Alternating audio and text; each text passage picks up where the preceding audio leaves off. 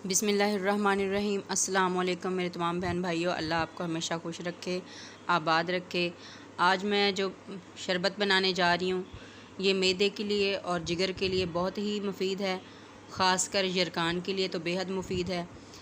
जिसकी इसको 1 महीना हम अगर रेगुलर पिएँ तो इससे यरकान, जिगर और मैदे की जो बीमारियाँ होती हैं ये बिल्कुल ठीक हो जाती हैं।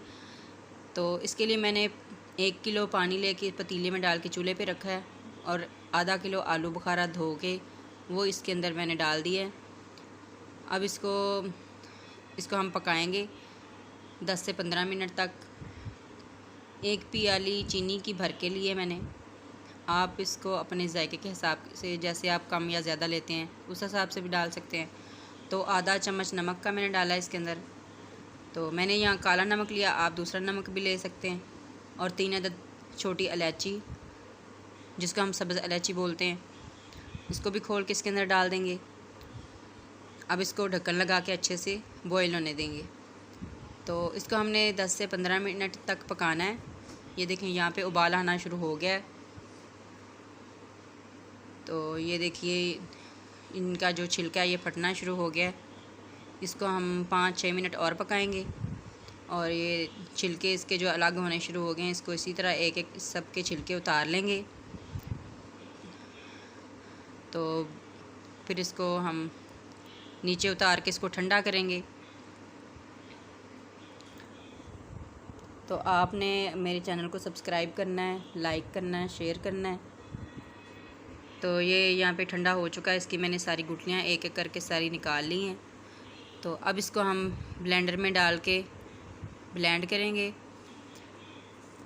तो ये आपने डेली का भी बना सकते हैं और आप इसको 2 दिन के लिए फ्रिज में भी बना के रख सकते हैं। तो अगर ताज़ा बनाएं तो ये ज़्यादा बेहतर रहेगा। तो अब इसको ब्लेंडर में डाल के इसको ब्लेंड करते हैं।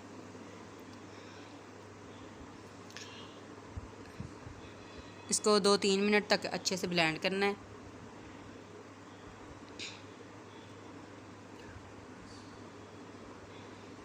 ये देखिए अच्छे से ब्लेंड हो रहा है। तो ये तकरीबन हो चुका है। अब इसको उतार लेंगे।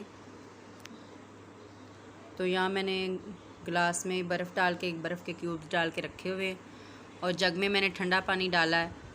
अब इसको इसके अंदर ऐड करेंगे जो जूस हमने बनाया है, क्योंकि इसमें चीनी हमने डाली हुई थी ज़्यादा, इसलिए इसके अंदर पानी और शामिल करना पड़ता है। तो इसको अब मिक्स करेंगे अच्छे से ताकि ये अच्छे से मिक्स हो जाए, एक जैसा टेस्ट आए। तो अब इसको गिलास में डाल के सर्व करेंगे।